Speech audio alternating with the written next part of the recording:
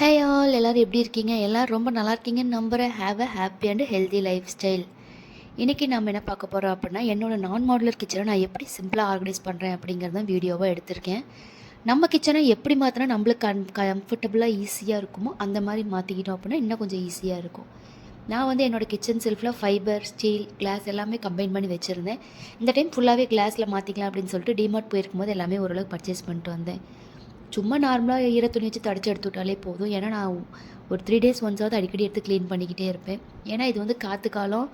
என்னோடய வீடு கிரவுண்ட் ஃப்ளோர்லேயே இருக்குது அப்படிங்கிறதுனால எப்போல்லாம் காற்றடிச்சாலும் அப்போல்லாம் மண்ணில் சீக்கிரமாக உள்ளே வந்துடும். அதனாலே 3 டேஸ்க்கு ஒன்ஸ் நான் கண்டிப்பாக க்ளீன் பண்ணியே ஆகணும். அதனால் இப்போதைக்கு சும்மா ஈர துணி மட்டும் வச்சு தொடச்சி விட்டுட்டேன். பாட்டிலில் ஃபுல்லாக மாற்றினா பாட்டிலில் உடஞ்சிருமோ அப்படின்னு சொல்லிட்டு நான் கொஞ்ச நாள் வந்து யூஸ் பண்ணாமே இருந்தேன். அதனால தான் ஃபுல்லாக ஸ்டீலில் வச்சுருந்தேன். ஆனால் இந்த டைம் வந்து கிளாஸ் பாட்டில் மேலே ஒரு ஆசை வந்ததுனால எல்லாத்தையுமே ஃபுல்லாக கிளாஸ் பாட்டிலுக்கு சேஞ்ச் பண்ணியாச்சு. நம்ம எப்படி சேஞ்ச் பண்ணாலும் நம்மளுக்கு ஈஸியாக கம்ஃபர்டபுளாக இருக்க மாதிரி சேஞ்ச் பண்ணிக்கிட்டோம் அப்படின்னா நம்மளோட ஒர்க் கொஞ்சம் ஈஸியாக இருக்கும்.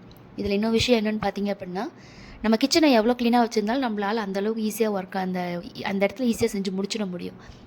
இன்னொன்று வந்து ஒரு வீடியோவில் ஒன்று பார்த்தேன். அவங்க வந்து cleaning kitchen equal to happy kitchen அப்படிங்கிற மாதிரி போட்டிருந்தாங்க. அது உண்மை தான். நம்ம எவ்வளோக்கு எவ்வளோ கிச்சனை க்ளீனாக வச்சுருக்கோமோ அங்கே நம்ம ஒர்க் செய்யும்போது நம்மளுக்கு அவ்வளோ சந்தோஷமாக இருக்கும்.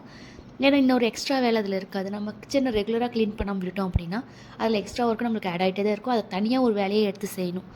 நம்ம அடிக்கடி இந்த மாதிரி செஞ்சுக்கிட்டே இருந்தோம் அப்படின்னா இது ஒரு பெரிய ப்ராசஸ் லெவலில் போகாமல் சின்னதாகவே முடிச்சுக்கிற மாதிரி இருக்கும். 2 ஷெல்ஃப் ஆர்கனைஸ் பண்ணியாச்சு. அதுக்குள்ளே கிச்சன் கவுண்டர் டாப்பை ஓரளவு க்ளீன் பண்ணிடலாம் அப்படின்னு சொல்லிட்டு அதை க்ளீன் பண்ண ஆரம்பிச்சிட்டேன். இந்த ஒர்க்கை நான் வந்து ஒரு 2 ஹவர்ஸ் நைட்டு 2 ஹவர்ஸ் டெய்லி செஞ்சேன். அதனால் எனக்கு வந்து கொஞ்சம் ஈஸியாக முடிஞ்ச மாதிரி தான் இருந்துச்சு. பாப்பா இருக்கிறதுனால நான் அவள் கூட டைம் ஸ்பெண்ட் பண்ணிட்டு அவள் தூங்குற டைமில் தான் நான் வந்து ஒர்க்கே செய்வேன். அவள் எந்திரிச்சிருவா. அதனால் அவளுக்கு பால் காய வச்சாச்சு. 2 நாள் கழிச்சு இன்றைக்கி தான் கிளைமேட்டே கொஞ்சம் வெயில் அடிக்கிற மாதிரி இருக்குது.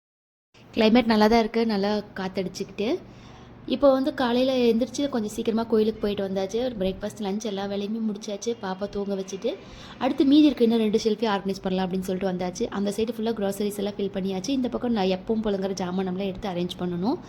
பெரிய வேலை எதுவும் இல்லை தான். ஆனால் ஒரு 1 hour 2 hour இழுத்துரும். எப்படி நம்ம அரேஞ்ச் பண்ணாலுமே வந்துட்டு திரும்ப நம்ம மாற்றி அரேஞ்ச் பண்ணிக்கிட்டே தான் இருப்போம்.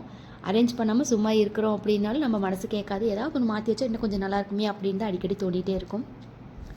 மேலே ஃபுல்லாக பாப்பாவுக்கு பால் ஜாமான் எல்லாமே அரேஞ்ச் பண்ணியாச்சு. ஃப்ளாஸ்க்கும் எடுத்து வச்சுட்டேன்.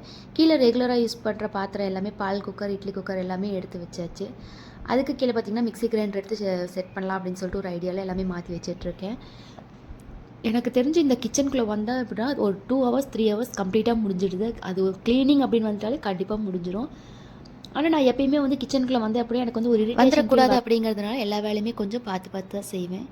கிச்சனுக்குள்ளே வந்து நம்ம வரும்போது ஒரு இரிட்டேஷன் ஃபீலோடு வந்து அப்படின்னா அந்த டேவே வந்து ஃபுல்லாக வந்து போன மாதிரி தான் இருக்கும். அதனாலே ஒரு விஷயங்களையும் பார்த்து செஞ்சுக்குவேன்.